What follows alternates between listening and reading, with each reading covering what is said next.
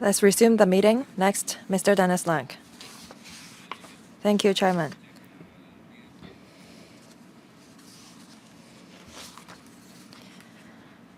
This Post-Secondary Colleges Amendment Bill 2025 has been something that we've been waiting for.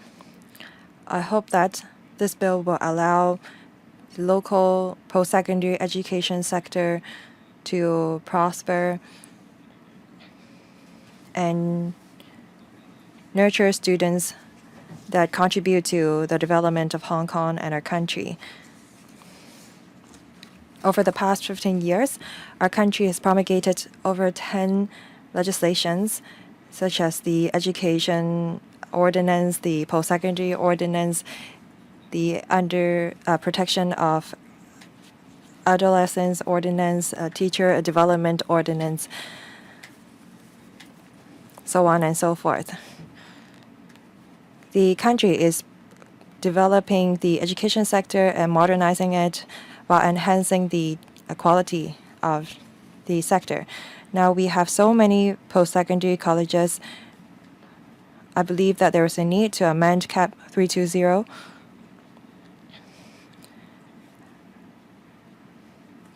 And our country has promulgated a plan on innovation and technology talents, and we have to develop ourselves into an international post-secondary education hub. I do think that there is a need to consolidate our legislations to govern all these colleges and enhance the quality. I have some questions. Under CAP 279 Education Ordinance, the post-secondary colleges need to transition to CAP 320. If not, the goal of the bill will not be achieved.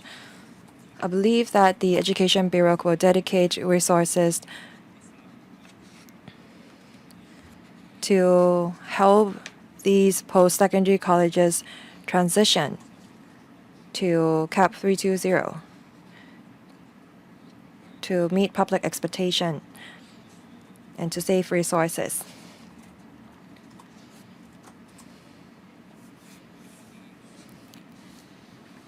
Different institutions sometimes offer the same program, and students have difficulty in selecting the right program for them. So I hope that the Education Bureau will take a more proactive role. Instead of allowing the institutions to develop whatever programs they like, the Education Bureau should assign a role to individual institutions so that they develop courses of character or characteristics.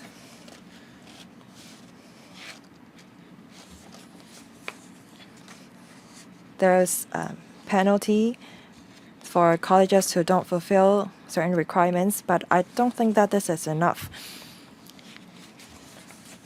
I think that the Education Bureau should try their best to enhance the quality of the institutions while helping students develop.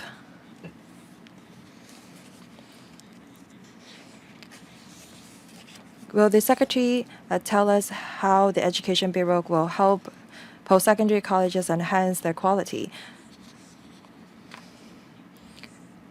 that is visible to the students and the parents?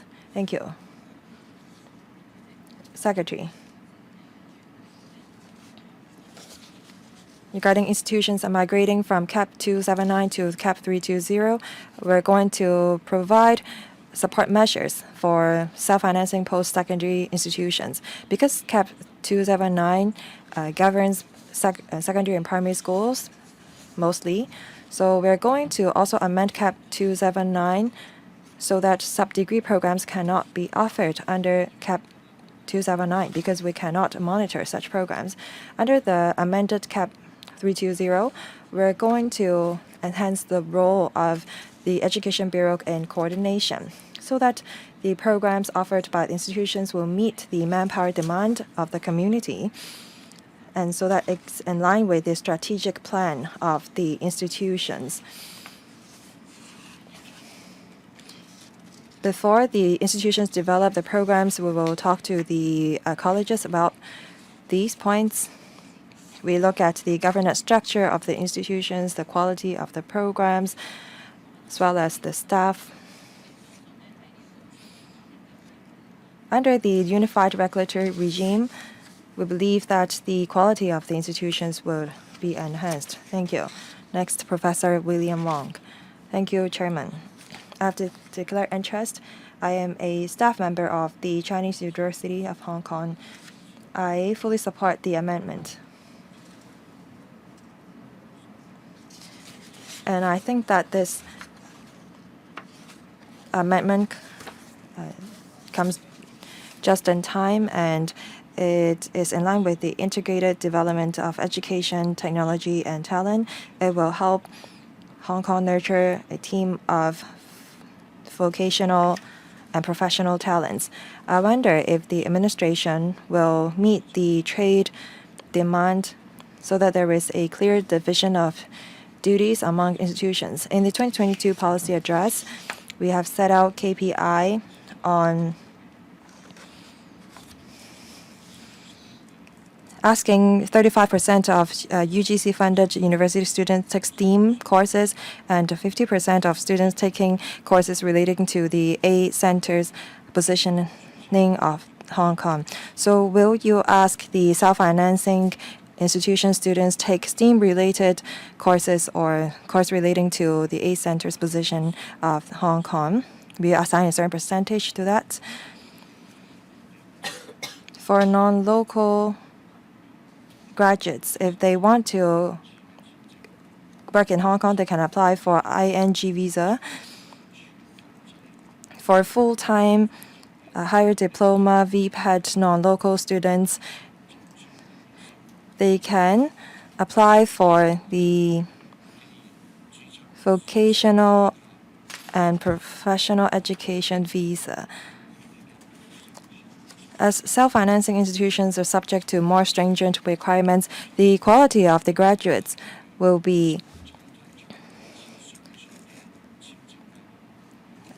of high caliber. So will the administration amend the visa policy to encourage non-local students stay behind in Hong Kong and work? Secretary, thank you. On the coordination of courses, the Education Bureau will strengthen its role to make sure the qualifications will meet future manpower and industry needs. Apart from strategic coordination amongst the institutions, the colleges, we need to make sure there is clear distinction from the publicly funded institutions. We have seen self-financing institutions prosper in the niches of vocational and professional education and training, VPAD, and for UGC-funded institutions, they have really focused on academics and research. I think in future, apart from applied research,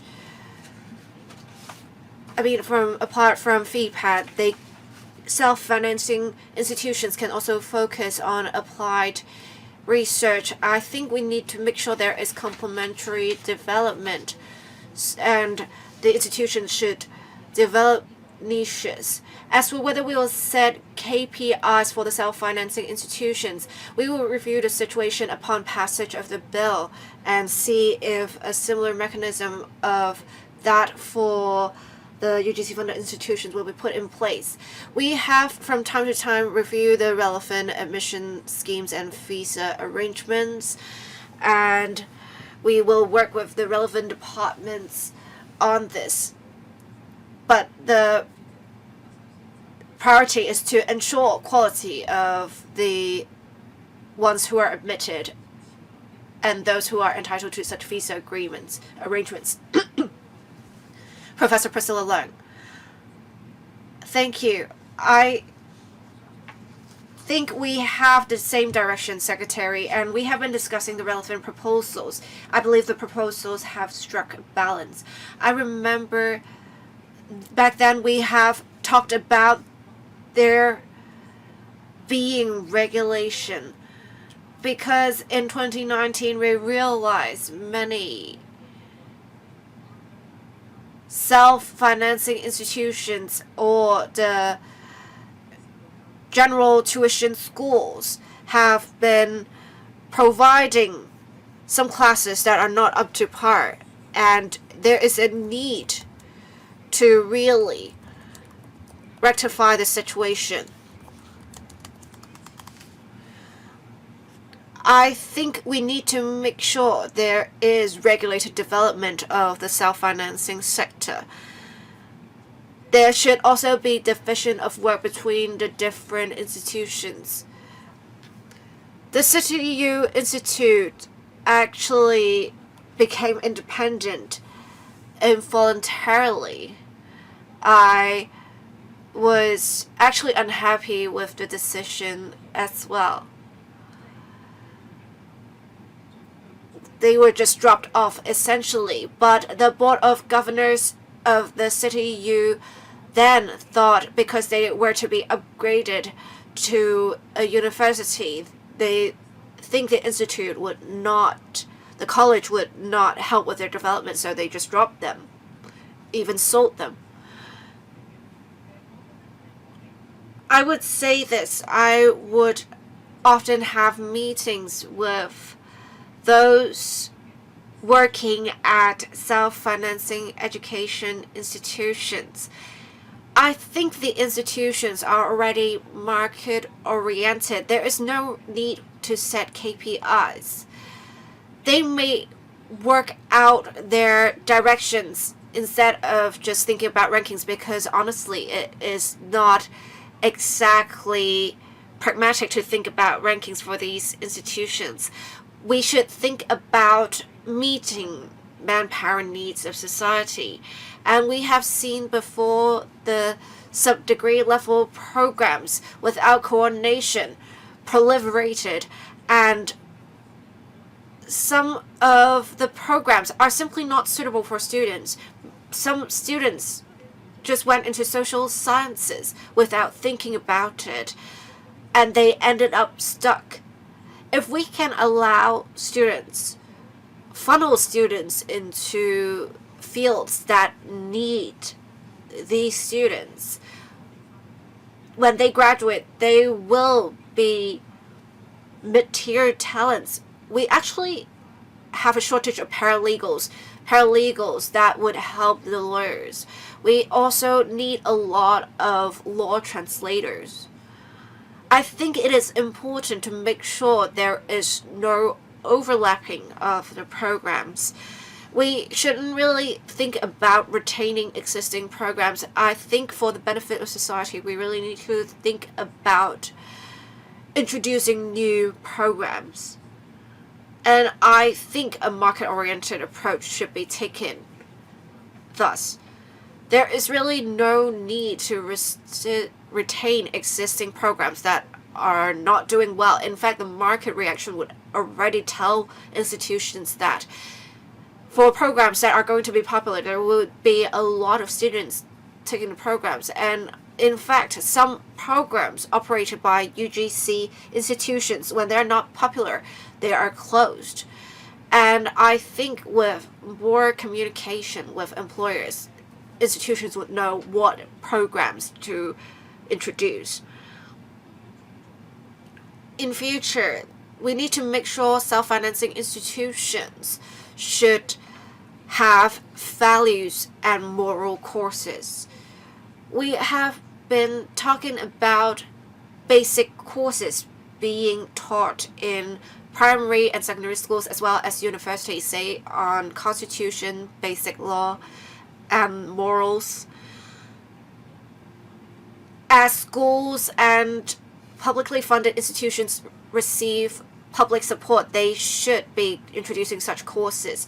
And I think it's the same for self-financing institutions. Thank you. Secretary, I agree that a market-oriented approach is somewhat appropriate, but with some programs that have great needs but are not popular, or have high costs, institutions may not want to operate these programs. We have been providing financial assistance to institutions to operate such high-cost programs. We have also taken the approach of using pilot project on development of applied degree programs to operate programs that may not be popular among students but would meet the needs of society. This is the approach that we're taking. Thank you. Dr. Starry Lee. I very much support the proposed amendments because that would tie in with our positioning as an international hub for post-secondary education. That would also tie in with the national education strategy to develop education, technology, and talents. I think in future we need to be careful with implementation. To build a strong nation in education, we need to make sure there is collaboration between the research, academic, and business sectors, as well as the industry. And I think self-financing institutions play an important role. There is somewhat a division of work, but then this distinction is getting vaguer. I think we need to do something about this. As I said earlier, there should be collaboration between the different sectors, and I'm very happy to hear that the Secretary said in future with the introduction of programs, the Bureau will somewhat give directions or at least conduct analyses to nurture talents that society needs. Otherwise, the institutions may just operate existing programs without change, without thinking about the needs of society. This is often a question asked by teachers and parents, even students. If we can conduct more scientific analyses, and these analyses would facilitate institutions in introducing programs, I believe that is a good approach.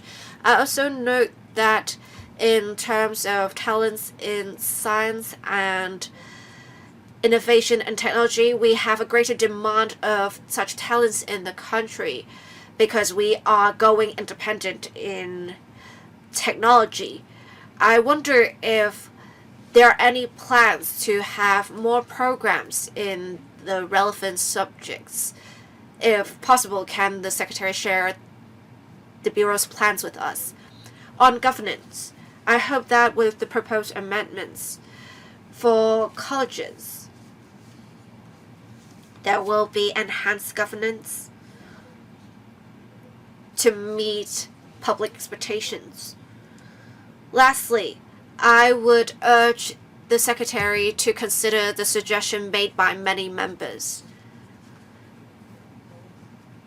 We should consider whether you should have more powers as the Secretary for Education.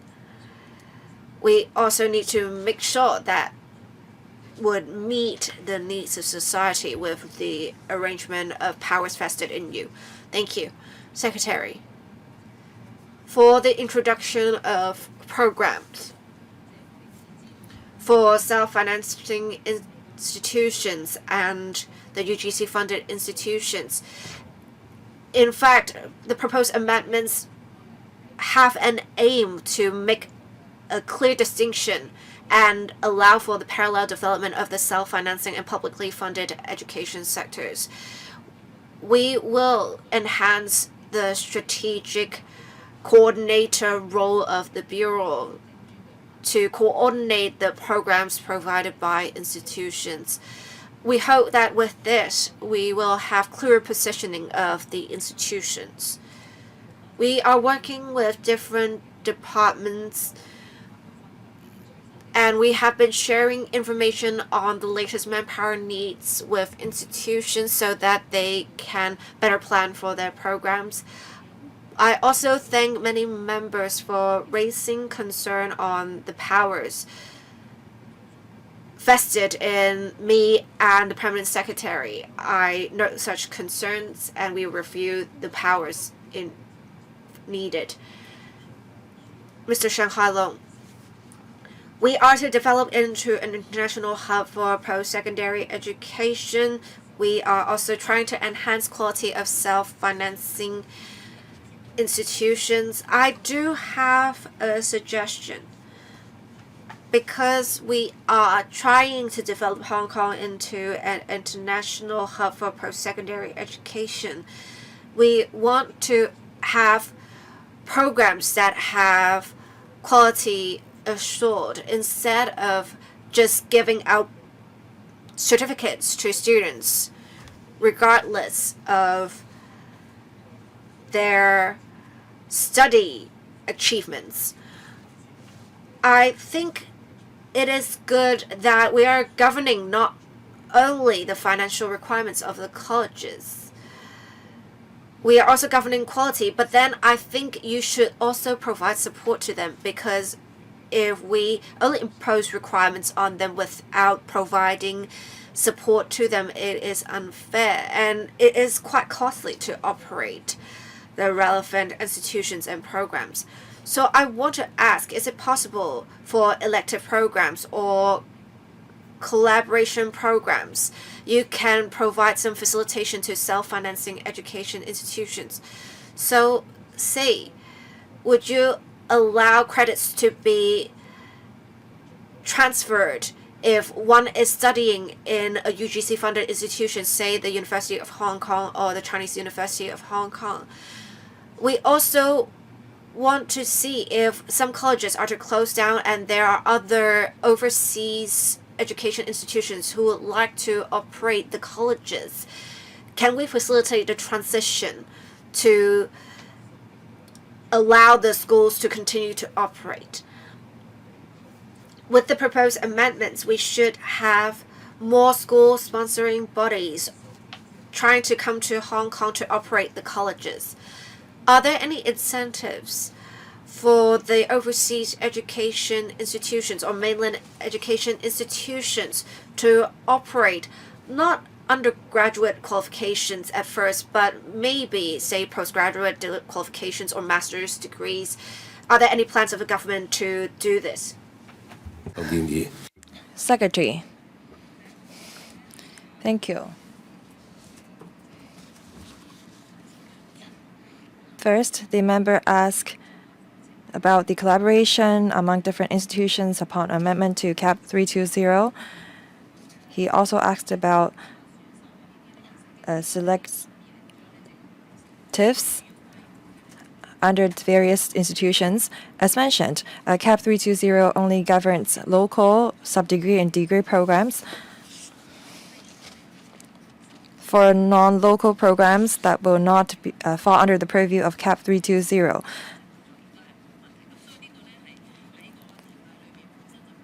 So there is no regulations or restrictions on collaboration among different institutions. For local programs, they have to be assessed by the Hong Kong CAAVQ.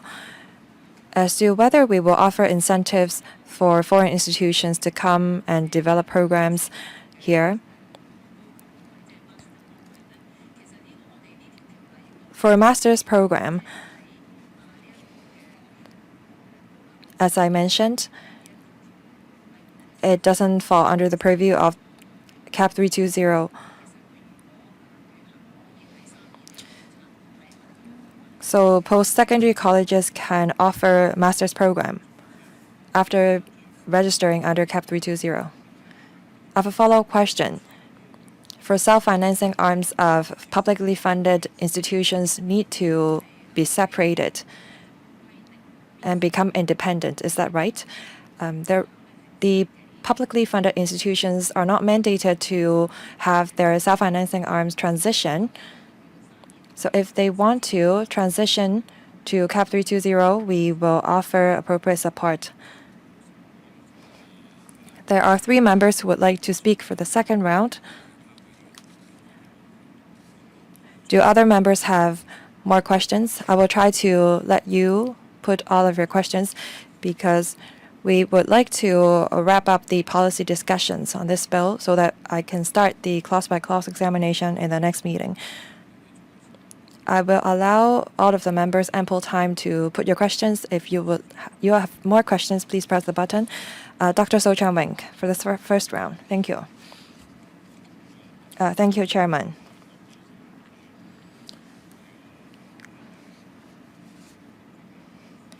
Since the 1960s, the ordinance has never been amended.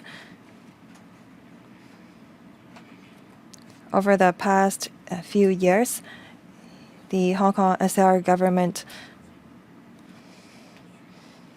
introduced this goal of Hong Kong developing into international post-secondary education hub. The paper focuses on the governance and management of post-secondary colleges, as well as the delegation of some power. I believe that this is necessary in order for us to keep abreast of the time. So I support the amendment.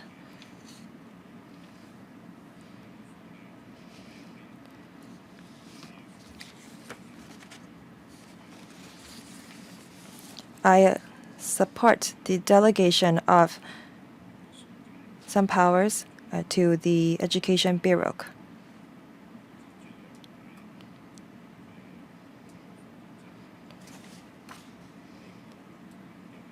Quality of programs and degrees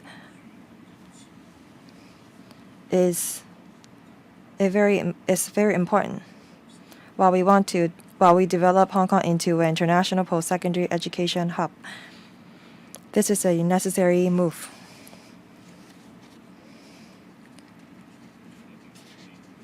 But how can we offer better programs for students?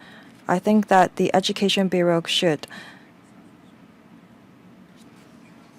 be more proactive in exercising their power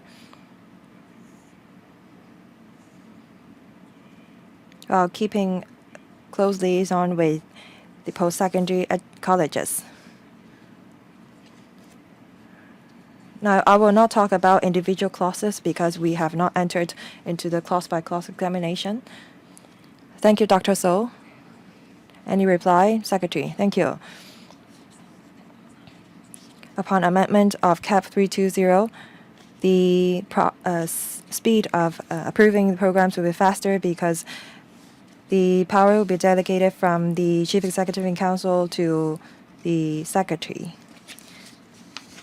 So the entire process would be sped up in the future.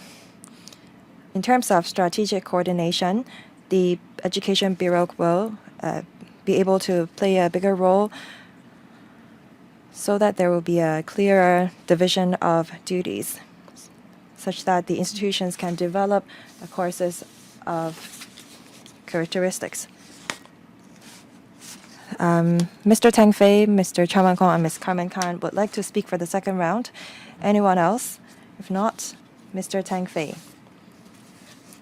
Thank you, Chairman. I have to declare interest. I am a member of the Board of Governors of Hong Kong U, and I am a part-time lecturer of CHK. Just now, the Secretary said that they want to align the non-local students ratio among publicly funded and self-financing students. And for UGC-funded universities, they will not distinguish between the MMT and other students. For self-financing institutions, there is a distinction. Upon amendment of CAP 320, if you want to align the ratio of non-local students across all institutions, you must take into consideration if we should pose a cap on foreign students.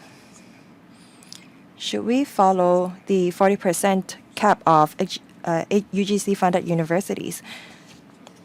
Or should we remove the cap altogether?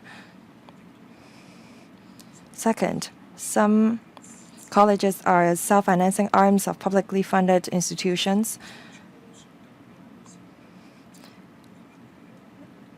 In the proposal submitted to the panel on education, The self-financing arms had no choice but to transition, but now they're given a choice. They can choose to transition or not, but you should allow them ample time to make the decision. Because previously, they thought that they had no choice. They must transition to CAP 320. They must become independent of the publicly funded institution. Now they have a choice. So I wonder if there is a timetable. Thank you. Secretary.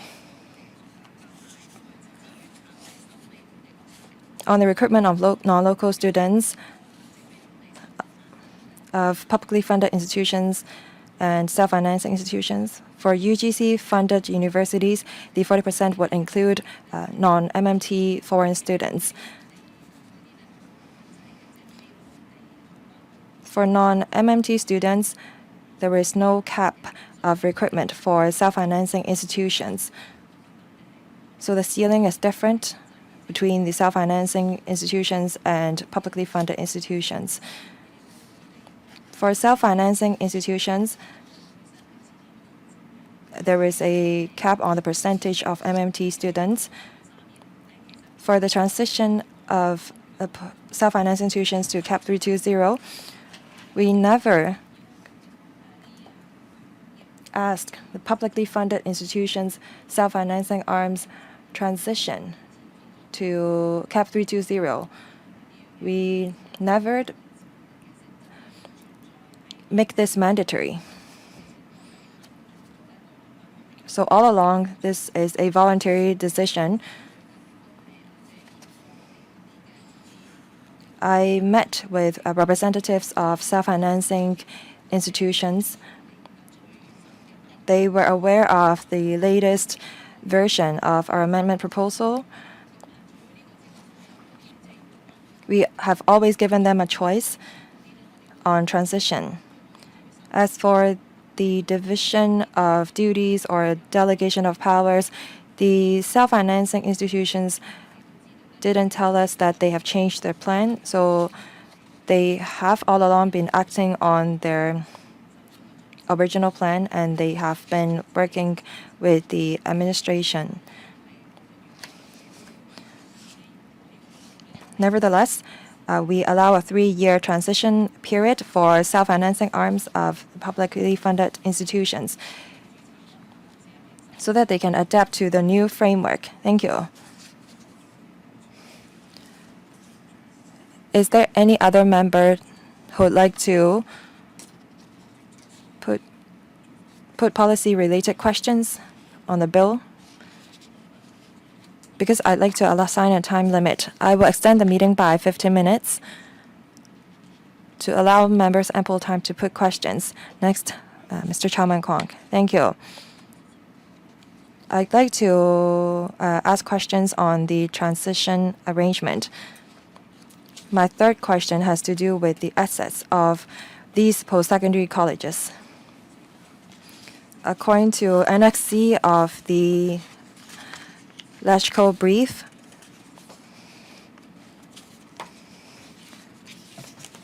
publicly funded institutions will decide on the linkage between the self-financing arms and the respective publicly funded institutions proper. The assets of the self-financing arms belong to the publicly funded institutions proper, and in turn, they belong to the SAR government.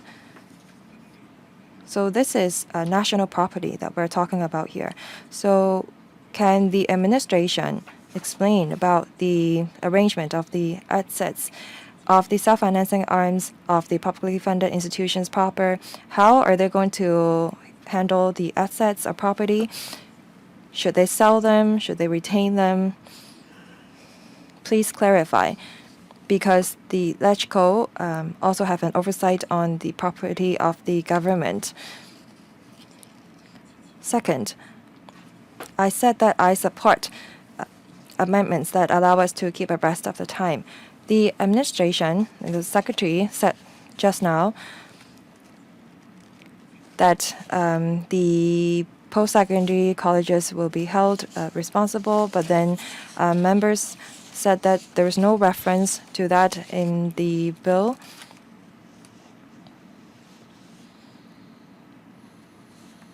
So we ask the administration to expressly provide for that in the bill. Making reference to the Critical Infrastructure Computer Systems Bill and the amendment to the Social Workers Registration Bill. So I think that under this bill, we should add a provision to set that a Secretary for Education has the final say in education-related policies, so that they can give directions to permanent secretary and the public officers appointed to give full play to the functions of the bill. The Secretary for Education is the decision maker and should have the final say on matters relating to the post-secondary colleges.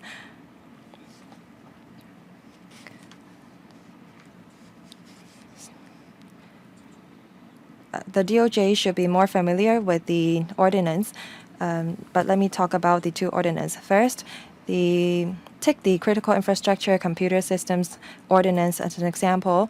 The commissioner plays a very important role in the ordinance, but in the last line of the ordinance, the Secretary of Security has the power to give directions to any persons to exercise the provisions set out under the ordinance. Second, the Social Worker Registration Ordinance, Cap 505.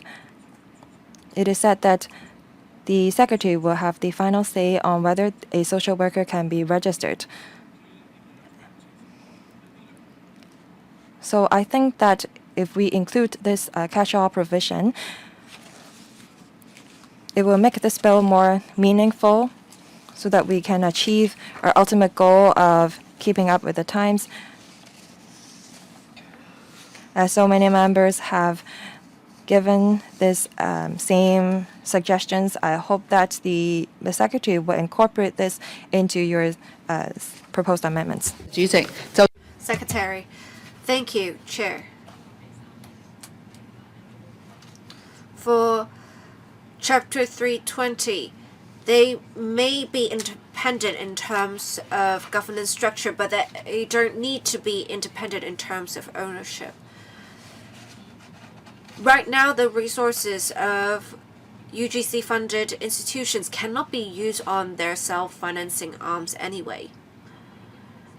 The self-financing arms are, as it suggests, self-financing.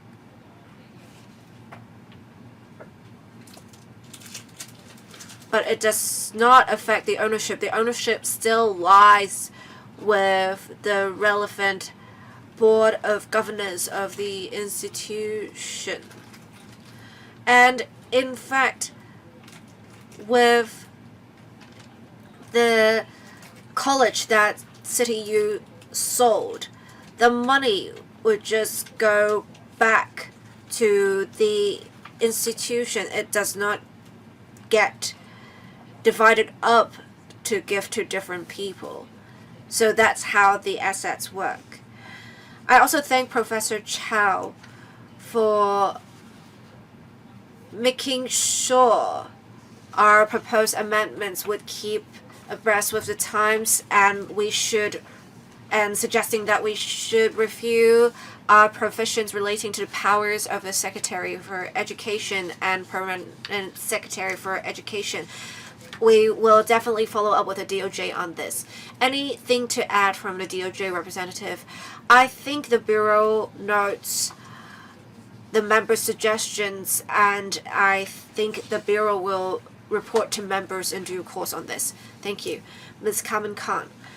I think an important direction of the bill is to enhance recognition and flexibility for the self-financing education sector. On quality, in particular, I note several points. In particular, the institutions would have to maintain an institutional review status from the HKCA AVQ, and I understand the chairman is a member of the council. So I want to ask, essentially, that would mean for the council, the CAAVQ, having more functions. We need to make sure there is appropriate support to the council and that there is recognition for the council in order for them to exercise these functions. I also note that another enhancement proposal is to have fit and proper persons criteria. And I know that this will be promulgated through administrative arrangements or guidance. And this criterion is actually also found in the financial sector. I note that apart from teaching personnel, there is also this criterion for the board of members of the boards of governance and presidents and vice presidents. Is it the case, or is my understanding wrong? I also note that there is another requirement on enhancing accountability and transparency. In future, the colleges will need to publish their key financial information. But it is said in the paper in order to strike a balance between different policy goals, one, to enhance transparency, but two, we also need to make sure no sensitive information is disclosed. How can we actually strike a balance with this in mind? Thank you. Secretary. The first question is on how we can empower the HKCAAVQ to enhance its role upon passage of the bill in regulating the colleges. The HKCAAVQ is operating on a self-financing and cost recovery basis. We will closely monitor the situation of the council in future. For colleges, if they are to undergo reviews, with increased costs, the HKCAAVQ may charge institutions higher fees to have their institutional reviews or reviews of their qualifications. We will make sure to provide support to the institutions for this reason so that they can get their reviews. And we also have a fit and proper criterion in Chapter 279. We have clear code of conduct for the fit and proper criterion already for Chapter 279. We will have reference to these relevant documents, and we would implement the criterion on teachers, presidents, vice presidents, as well as members of boards of governors. As for how we can strike a balance between our different policy goals, on the disclosure of information in the strategic plans and the annual reports, we would require mainly financial information to be disclosed. This is to ensure the public that these institutions are profitable enough to continue their operations. We will not require institutions to publish sensitive information. Chair, I want to ask, is it the case that they would specify in legislation the requirements, or is it through administrative guidance? Well, we do not have the details for disclosure in the bill, I believe. Or is it the DOJ representative who is going to answer this? Well, on disclosure of information, we can find it in Clause 29.5 or Section 29.5 that they need to provide key financial information such as aggregate income and aggregate expenditure or any other information designated by the secretary. But we do not have other specific implementation details in relation to disclosure on this. I will leave the Bureau to further explain the situation. Perhaps we can wait until the clause-by-clause examination to go into the details of this. Alright? If not, Secretary, do you have anything to add? I would like to thank members for supporting the proposed amendments, and we have had extensive discussions on the policy intent of the proposed amendments.